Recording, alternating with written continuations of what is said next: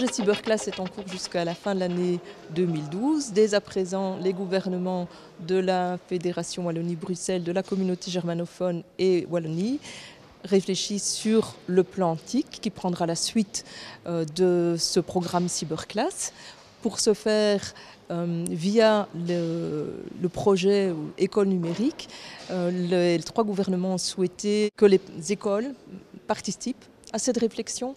Et donc il y a eu une enquête participative avec 96 propositions via cette enquête et ensuite des projets, un appel à projets, 176 écoles, 176 projets déposés et de ces 176 projets, 28 projets retenus depuis l'enseignement fondamental jusqu'aux hautes écoles pour un budget global de 480 000 €.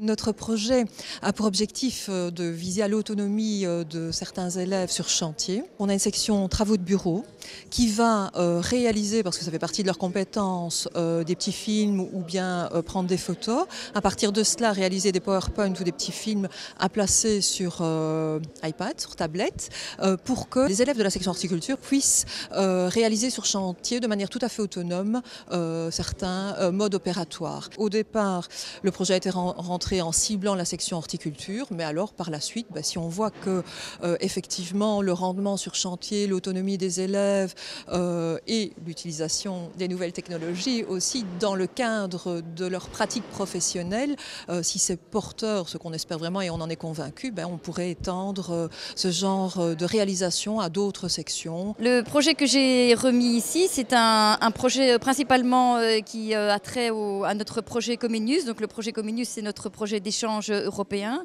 Alors évidemment, pour pouvoir communiquer avec tous nos partenaires, les TIC sont indispensables pour nous. J'ai demandé un serveur multipoint, donc qui va permettre aux enfants de préparer leur voyage quand on part, faire les recherches sur Internet, préparer des présentations, travailler sur le traitement de texte, etc. Un appareil photo et une caméra qui vont permettre sur place de réaliser des petits reportages sur les partenaires rencontrés, le pays visité. Il y aura aussi un Active View qui va permettre de partager plus facilement des documents que les enfants apportent en classe. L'Active Expression qui va permettre aux enfants de voter et de donner leur avis. La plus-value que j'espère de tout ce nouveau matériel, c'est l'autonomie des enfants dans l'apprentissage des TIC, ça c'est sûr. Et puis permettre à chaque enfant de travailler plus à son rythme et à son niveau. Tout ça, ce sont beaucoup de choses, mais ça va nous permettre de faire un pas supplémentaire dans le monde du numérique. Si on doit citer quelques mots-clés du projet, c'est mobilité, autonomie, remédiation. Et c'est un projet qui est développé pour les élèves de 3e secondaire et on va essayer d'équiper chaque élève de 2 classes de 3e secondaire, chacun d'un iPad. Avec cet iPad, ils vont pouvoir suivre les cours de maths, de français, de sciences, de géographie, d'histoire. Il y a des programmes qui existent déjà pour iPad qui facilitent l'apprentissage seul, mais également la remédiation des élèves. Et je pense que les plus-values, c'est vraiment la formation des élèves, qui va pouvoir se faire à travers cet outil. Et l'iPad n'est qu'un outil supplémentaire qui vient s'ajouter au tableau et à la craie. Bien entendu, ce n'est pas ce qui va permettre de faire d'un élève qui a des difficultés, un élève qui va avoir des TB, mais c'est un des outils qui va permettre d'améliorer l'apprentissage des élèves et la remédiation. Et à côté de ça, on va mettre en place la formation des profs, parce que sur un iPad, les profs peuvent produire du contenu sous la forme de e-pub.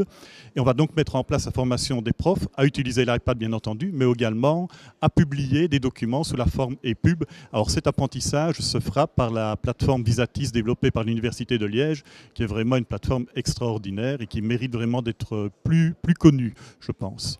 Donc c'est un projet qui s'appelle UETIC, un passeport TIC pour les enseignants et qui s'inscrit dans le cadre du CAP, le certificat d'aptitude pédagogique, et qui forme de futurs enseignants. Le projet, c'est de créer un module de formation spécifique à l'usage éducatif des TIC, en les confrontant à la création de scénarios pédagogiques, l'utilisation de tablettes numériques, mais chaque fois sous un versant très pratique au sein de leur cours. Et donc, par exemple, comment utiliser un tableur pour faire une feuille de points, comment préparer une présentation attractive et interactive en PowerPoint, chaque fois lié avec la méthodologie, la pédagogie, une utilisation des TIC au quotidien dans leur classe ou dans les ateliers de pratique professionnelle dans lesquels ils vont enseigner ou enseignent déjà pour l'instant. À terme, on souhaiterait que tous les candidats porteurs du CAP soient formés aux usages éducatifs des TIC, mais on souhaiterait surtout obtenir à terme un genre de certification comme le passeport TIC, comme il y a le C2IE en France, et avoir ainsi un certificat qui atteste des capacités d'usage et de pratique pédagogique des TIC par nos futurs enseignants.